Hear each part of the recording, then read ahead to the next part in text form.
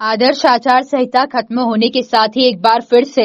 प्रति मंगलवार को इंदौर जिलाधीश कार्यालय में जन सुनवाई लगेगी, जिसमें पीड़ित लोगों की समस्याएं सुनी जाएगी। वहीं जो समस्याएं मौके पर निराश्रित हो सकती है, उनका तुरंत निराकरण भी किया जाएगा। इंदौर कलेक्टर आईसीसी ने जानकारी देते हुए बताया कि इस बार जन सुनवाई में कई तरह के नवाचार किए जा रहे हैं। पीड़ित जनों को कोई परेशानी ना हो, इस बात को ध्यान में रखते हुए जन सुनवाई में ज्यादा से ज्यादा लोगों की समस्याएं सुन सके और उनका निराकरण भी तुरंत हो सके, इसको लेकर व्यवस्थाएं बनाई गई है। कलेक्टर आशीष सिंह की माने तो बिल्डिंग में फायर सेफ्टी को लेकर कार्रवाई तेज होगी, तो वहीं इसके साथ ही अवैध रूप से अतिक्रमण करने वालों को लेकर भी प्रशासन द्वारा कार्रवाई की जाएगी। देखिए, आज टीएल बैठक में सभी विभागों के अधिकारियों को जो भी आपसी समन्वय के मुद्दे थे उसके संबंध में निर्देश प्रदान किए गए हैं और इसके अलावा कुछ अन्य मुद्दों पर चर्चा हुई है। जो जनसुनवाई की व्यवस्था है उसको और ज़्यादा प्रभावी बनाया जा रहा है, जो कल से लागू किया जाएगा, जिसमें कि जो एक सेंट्रलाइज सुनवाई थी उसकी जगह पर सबसे पहले जिस अधिकारी को वो शिकायत मार्क होगी, आवेदक उसके पास में उस संबंधित अधिकारी के पास में जाएगा और वहाँ पर उसका निराकरण कराने का प्रयास किया जाएगा। इसमें हम लोग कोशिश करेंगे कि मौके पर ही निराकरण हो, जिसमें कि अगर कहीं पर किसी को फ़ोन लगाना है या संबंधित को बुलाकर निर्देशित करना है तो वो भी कार्रवाई वहीं पर साथ में हो जाए।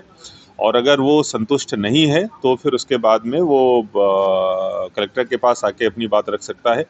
इस पूरी प्रक्रिया में किसी तरीके से किसी भी आवेदक को इंतज़ार ना करना पड़े किसी अधिकारी से मिलने के लिए, किसी प्रकार की पर्ची वगैरह ना दी जाए, ये भी सभी को निर्देश दिए गए हैं कि जनसुनवाई में जिस किसी भी अधिकारी के पास में काम है वो आवेदक फ्रीली आ जा सके जनसुनवाई के समय, ये सुनिश्चित किया जाएगा। इसके साथ साथ पहले जो जनसुनवाई होती थी उसमें आवेदन तो लिए जाते थे, लेकिन उन आवेदनों पे क्या कार्रवाई हुई है इस संबंध में कोई हमारे पास मैकेनिज्म नहीं थी उनकी मॉनिटरिंग की। वो मॉनिटरिंग की मैकेनिज्म भी हम लोग डेवलप कर रहे हैं। हर टीएल बैठक में ये भी समीक्षा करी जाएगी कि जनसुनवाई के कितने आवेदन संबंधित अधिकारियों को, विभागों को प्राप्त हुए हैं और उनमें से कितने आवेदनों का निराकरण हो गया है,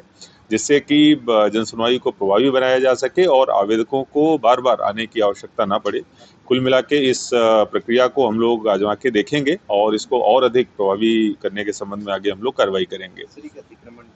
जी हाँ, 2-3 और जो टीएल में जो मुद्दे वो किए गए हैं, डिस्कस किए गए हैं, उसमें अतिक्रमण खास तौर पर जो नदी और नालों और तालाबों पे हमारा सीमांकन लगभग कंप्लीट हो गया है, उसके संबंध में नोटिस जारी करके अतिक्रमण हटाने की कार्रवाई करी जाएगी।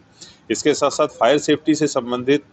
जो हमारी एक मुहिम चल रही थी वो नदी और नालों के सर्वे के कारण थोड़ी रुकी थी। हम लोग आजकल में उसको फिर से वापस करेंगे और जिस भी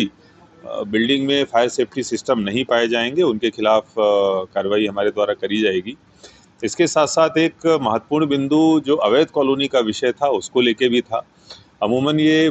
देखा गया है कि अवैध कॉलोनियाँ जब डेवलप होती हैं उसके 2-3 साल बाद फिर उसकी शिकायतें आती हैं। आवेदक जो वहाँ के रहवासी हैं वो परेशान होते हैं। कई बार फॉर्जरी के मामला भी, 420 का मामला भी बनता है, वहाँ पर सुविधाओं के विकसित न होने का मामला भी बनता है। इसलिए सभी एसडीएम्स और तहसीलदारों को निर्देशित किया गया है कि अवैध कॉलोनी पर बहुत तेज़ी से हम लोगों को कार्रवाई करनी है। अगर किसी जगह की टीएनसी नहीं हुई है और उसके बाद प्लॉट बेचे जा रहे हैं तो न केवल कॉलोनाइजर के खिलाफ में कार्रवाई होगी, बल्कि ऐसे जो ब्रोकर हैं जो इस तरीके का काम कर रहे हैं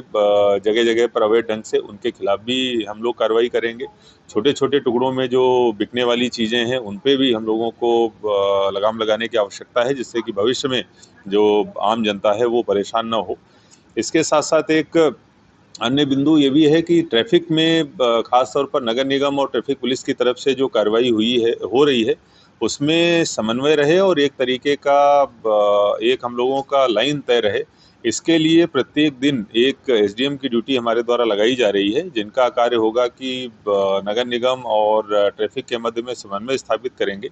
और ख़ास तौर पर फुटपाथ पे जो अतिक्रमण रहते हैं और वो भी जो अस्थायी नेचर के हैं, जिसमें कई सारे दुकानदार जिनकी दुकान में सामान रहता है इसके साथ साथ फुटपाथ पे भी सामान रख देते हैं। कई जगहों पर फुटपाथ पे बोर्ड्स वगैरह लगा दिए जाते हैं या अन्य कई तरीके से अतिक्रमण कर लिया जाता है, तो इनके द्वारा कोऑर्डिनेट करते हुए इस तरीके से कार्रवाई करी जाए कि एक बार अतिक्रमण हट भी जाए और दोबारा अतिक्रमण ना हो, इस दिशा में भी प्रयास किए जाने की आवश्यकता है, जिस पर हम लोग काम करें।